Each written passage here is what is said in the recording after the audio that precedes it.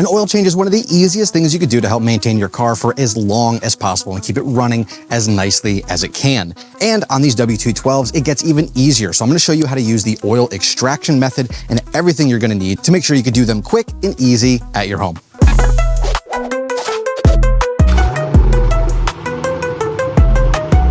Now, because the oil changes are so easy on these German cars, it really comes down to how the engine was manufactured. And you'll find this in BMW, certain Audis, and a lot of the engines that you'll find in the W212, specifically any non-AMG engine. But what's special about these engines is that they're designed to have all the oil drain from the top of the engine, midsection, all the components, and drain fully into the bottom of the engine. So when you go to siphon that out, you get pretty much everything that's in there. Now, there's a few things on the checklist that we want to make sure are done. First, we want to make sure the engine is up to temperature, or at least has been up to temperature within the last, 20 to 30 minutes.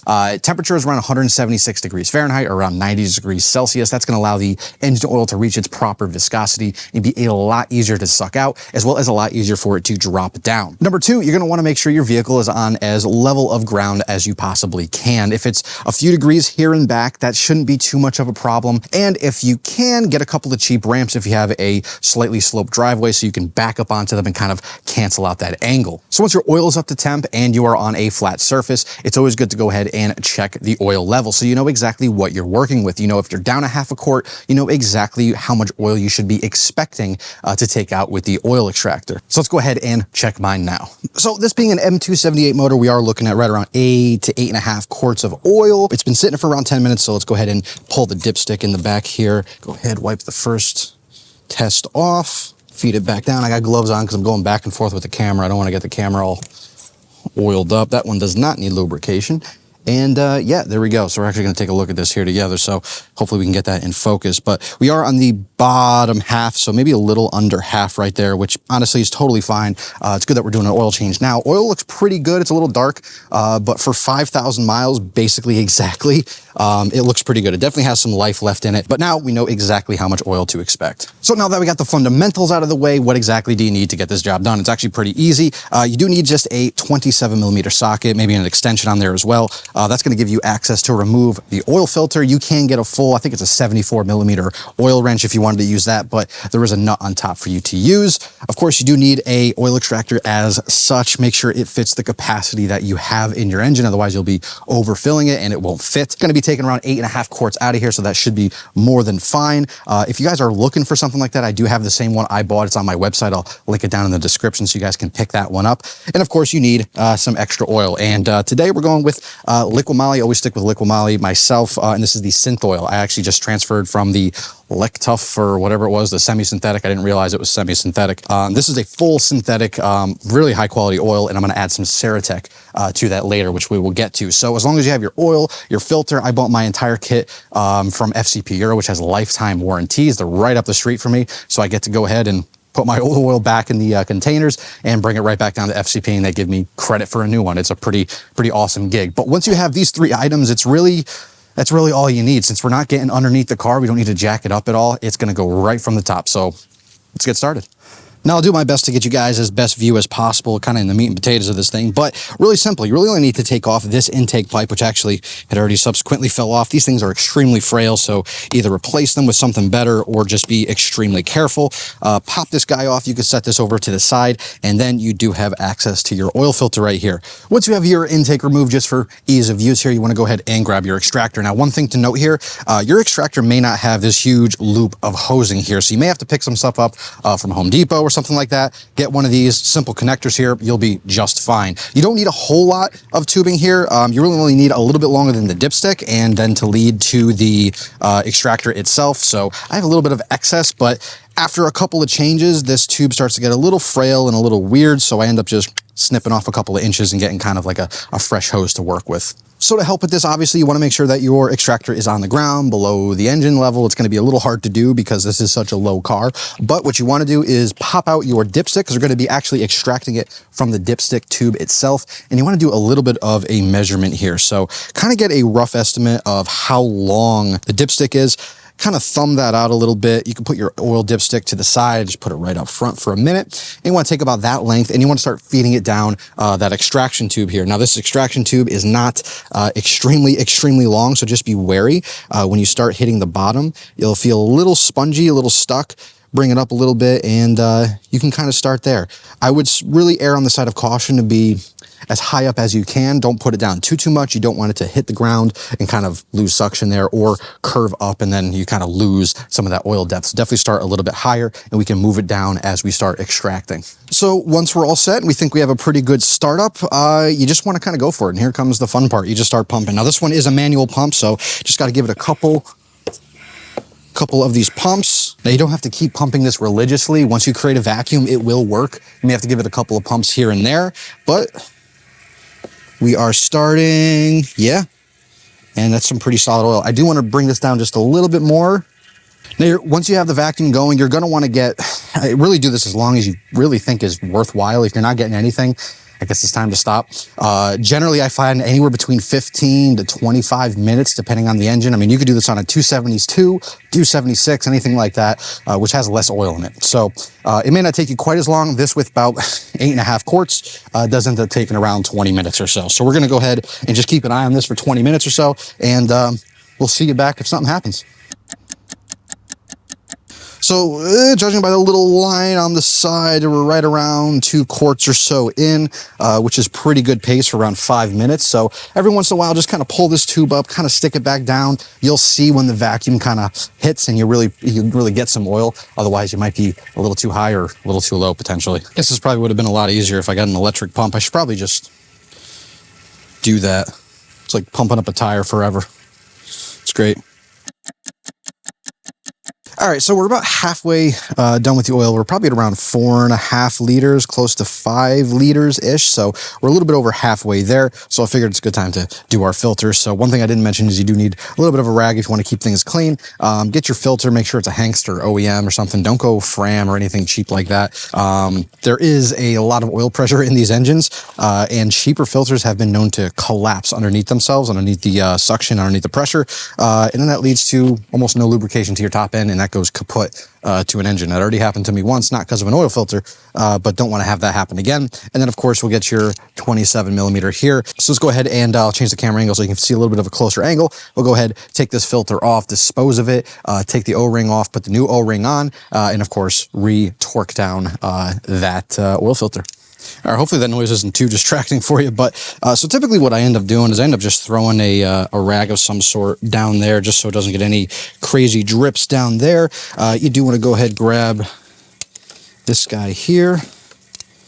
Make sure we're on the right setting.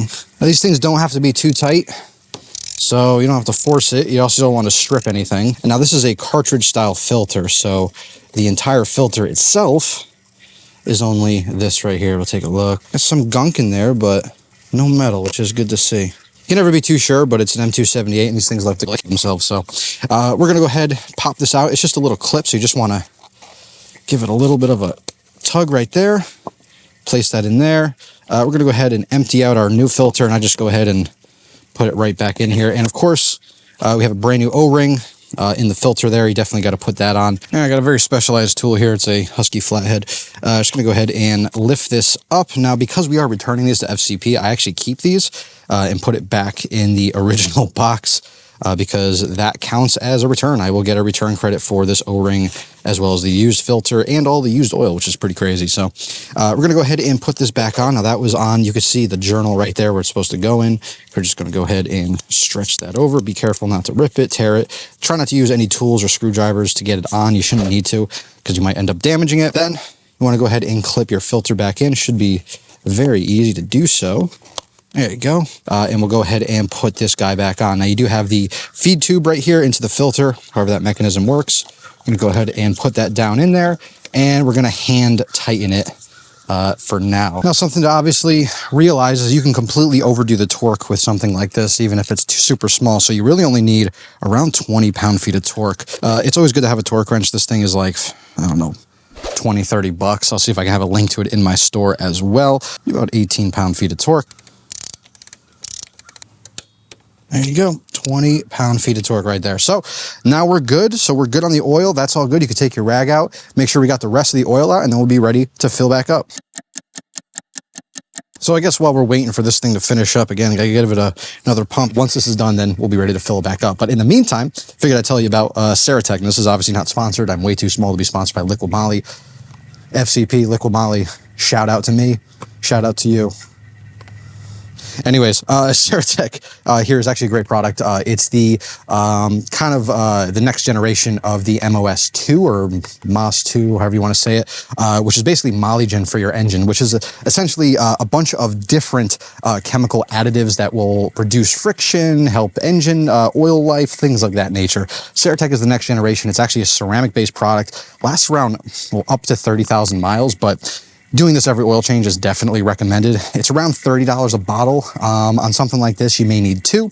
But what it does is essentially uses a ceramic coating of some sort to essentially fill in the micro holes and patterns on the metal itself to reduce metal-to-metal wear. So we're going to add this in at the end. It should be around 6% of your total oil volume. So if you do the math, this is a 300 milliliter container. So to get around 6% of your engine volume, do the math there and you'll figure out how many cans of these you should buy. All right, I'm sucking up very minimally right now, so we're going to go ahead and call that there. As you're taking the tube out, it's always good to keep the suction on so you don't spill anything. And yeah, that's all. Oil smells good though. All right, perfect. So we're gonna start with the big 5 liter. We're gonna carefully put our funnel in there, open up this guy right here. All right, and we're gonna go ahead and start the pour. All right, that is just about 5 liters of Liquid Moly Synthol down. Got about 2.5, 3 to go. So we'll go ahead and grab these smaller bottles. I do have 3 of these, which is good. Just a little bit of Ceratec here. I went over exactly what it does, but it's a great additive to add, especially to these older German engines. Right here, you can get them a lot cheaper online, but you can find them depending on where you're at a Napa even. They have a lot of Liquid Moly products as well. I've had a little bit of luck at like an AutoZone, but typically buy these online. It's a nice orange kind of creamy color, which is always good to put in your engine. And you're just going to go ahead and pour that guy in too. And then go ahead and just wash down, if you use a funnel like I did, wash that down with a little bit of oil if you have it. And then we are good to go. All right, so we're going to go ahead and fire her up. Just make sure when you first start up with new oil, you want to get it up to temperature. So we're going to let this run for probably about 5-6 minutes, see what the temp's at.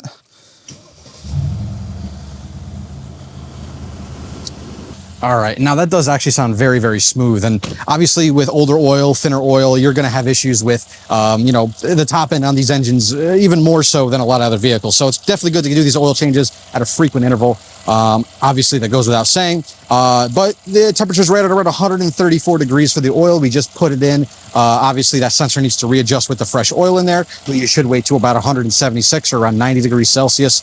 Shut it off for another 5 minutes, check the oil level, and if it's good, then so are you, and you're good to go and good to get her back on the road. So we're gonna go check this thing just in a few minutes, and we'll report back.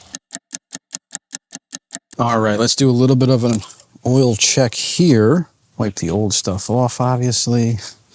Do one more check. And we are right at the max, which is where it needs to be. And this thing is known to burn a little bit of oil, mine not too much, so that's not a terrible thing. We'll check it in around 1,000 miles, make sure that we are still good to go, but otherwise, you're good to go. And like I said, that is pretty much all she wrote. So make sure you don't have the cap underneath there. You're pretty much good to go. So thank you so much for watching. I mean, it's a very quick and easy process to get this done at home. You don't need a lift. You don't need to even crawl underneath your car if you don't want to. Like I said, this is not an every time thing. Maybe every 3 to 5 oil changes, you should do a normal oil change and maybe go to a shop and, you know, do an engine flush if you can, or get a lift or something like that. But for the DIYer who's actually just doing quick oil changes like this and doing oil changes every 3,000 to 5,000 miles, this is absolutely a perfect thing. So thank you so much for watching. If you have anything else that you'd like to see on these cars, DIY, maintenance-wise, anything like that, definitely make sure to leave it in the comments down below. Leave me any suggestions. Would love to actually get you guys in on some questions and answers that you have about these cars, as there's a ton to learn on these platforms. So again, thank you so much for watching. I appreciate it. And we'll see you in the next one.